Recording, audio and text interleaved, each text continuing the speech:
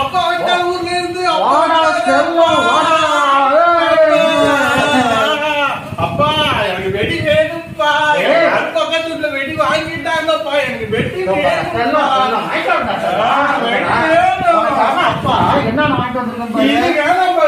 வைப்பா. எனக்கு வெட்டி தான்ப்பா வேணும். தீபாவளி வந்துட்டுப்பா. சரிப்பா, கவலைப்படாதப்பா. உனக்கு நல்ல வெடியா பார்த்து வெடிக்கடையில போய் வாங்கிடுப்பா. ஜாலி அம்மா, நான் வெடி வாங்கிட்டு வரேன். ஜாலி மாஸ்க் போட்டு வாடாப்பா. நேற்று தம்பா அப்பா கூட ஜவுளி கடைக்கு போனோம். ஒரு பையன் மாஸ்க் போடலப்பா. எது ஆவாது வாங்கப்பா. தைரியம்மா என்ன சொல்லாதடா தம்பி. மாஸ்க்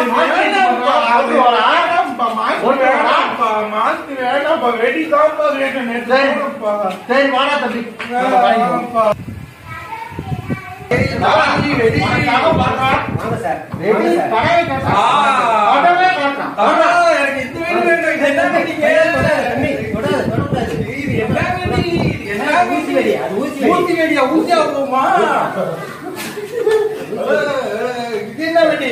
அது யானை வெடி. யானை வெடி. யானை கீழே வெடிக்கிறதா? நீங்க தலை நோக்கி வெடி. அப்பா நல்லா வெடி வேணும்ப்பா. இதெல்லாம் எவ்வளவு சார் வரும்? என்னப்பா எவ்வளவுப்பா இது? இது அப்பயே 1500 ரூபாய். 1500 ரூபாய் வாங்கிப்பாப்பா. 1500 ரூபாயா? ஐயோ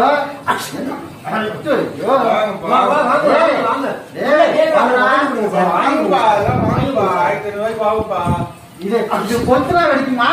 எல்லாம் வெடிக்குப்பா. வாங்க எல்லாத்தையும் காலையில போட்டு இது போதுமாடா? 1500 ரூபாய். 1500 ரூபாய்.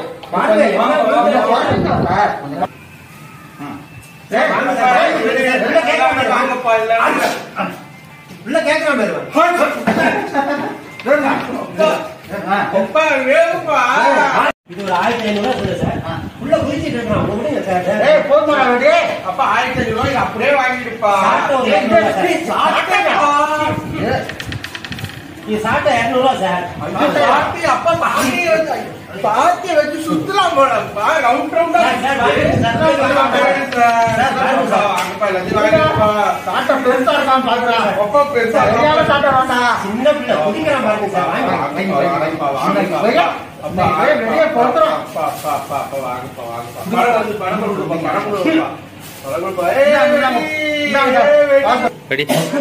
டாக்டர் டாக்டர் பாருங்க டாக்டர், சுரமா கொதிக்குது டாக்டர். டாக்டர் பாருங்க டாக்டர்.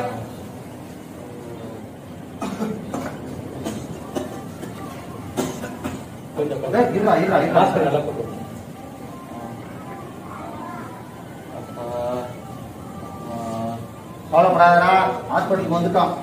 என்ன ரொம்ப கொதிக்குது, இவ்வளவு சீரியஸா இருக்கு? குழந்தைகளை எப்படி பாத்துக்கணும்னு தெரியாதா? ஆமா டாக்டர், நேற்று வெடி கடைக்கு எவ்வளவு சொன்னோம் டாக்டர். மாஸ்க் போடாம வந்துட்டோம் டாக்டர். டெஸ்ட் எடுத்தாதான் இது என்னன்னு தெரியும். உடனே எடுத்துருங்க டாக்டர். என் பையன் ஒரே பிள்ளை. உடனே எடுத்துருங்க டாக்டர். டாக்டர் என்ன டாக்டர் ரிப்போர்ட் வந்தா டாக்டர்? என் பையனுக்கு எப்படி டாக்டர் இருக்கு? கொஞ்சம் தள்ளி நில்லுங்க. நீங்க தள்ளி நில்லுங்க. சரி டாக்டர். ரொம்ப அஃபெக்ட் ஆயிருக்காரு. COVID-19 பாசிட்டிவ்னு வந்திருக்கு. டாக்டர் என்ன குழந்தைய பாத்துக்கிறீங்க நீங்க? டாக்டர் எவ்வளவு சொன்ன டாக்டர், தப்பு நடந்துச்சு டாக்டர். எப்படியாவது என் பையனை காப்பாத்துங்க டாக்டர். எங்கெங்கெல்லாம் டிராவல் பண்ணாரு?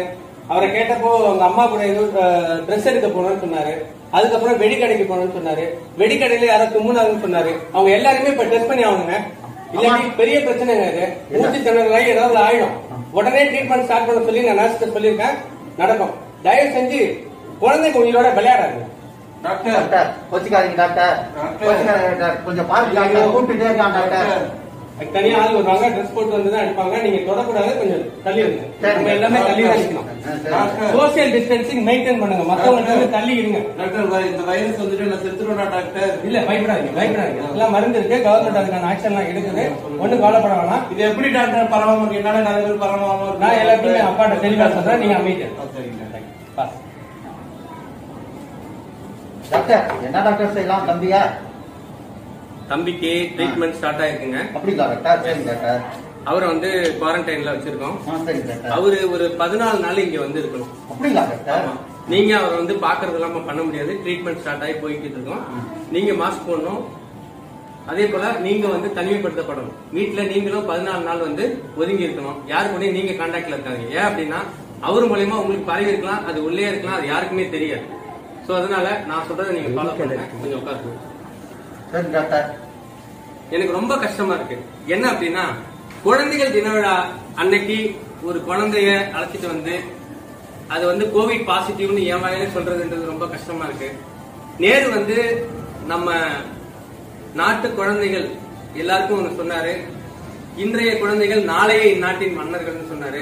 அப்படி உள்ள அந்த குழந்தைகளை நம்ம வந்து நம்ம உயிரை விட மேல பாதுகாக்கணும்.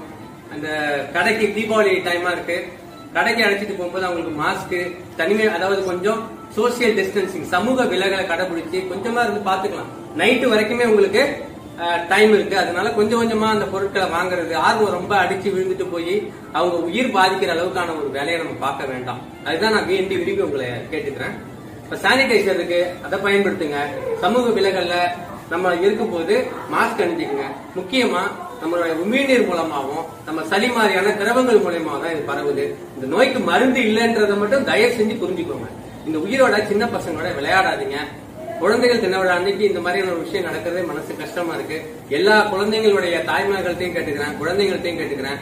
நீங்களாம் படிச்சுட்டு வர நீங்களே மாஸ்க் யாராவது போடல, இல்ல சமூக விலகலோட இல்லன்னா நீங்களே சொல்லி நீங்களே நடந்து அது மாதிரி காட்டலாம். ஏன் அப்படின்னா சின்ன பிள்ளைங்க செய்யுதுன்னா பெரியவங்களும் அதை பார்த்து கத்துப்பாங்க. பெரியவங்க செய்யறாங்கன்னா பெரியவங்க தான் ரோல் மாடல். பெரியவங்க தான் அதை பத்திரமா இருந்து அவங்கள பாதுகாக்கணும். குழந்தைகள் தின விழா அன்னைக்கு இந்த விஷயத்த உங்கள்கிட்ட நான் பகிர்ந்துக்கிறதுல ரொம்ப சந்தோஷப்படுறேன்.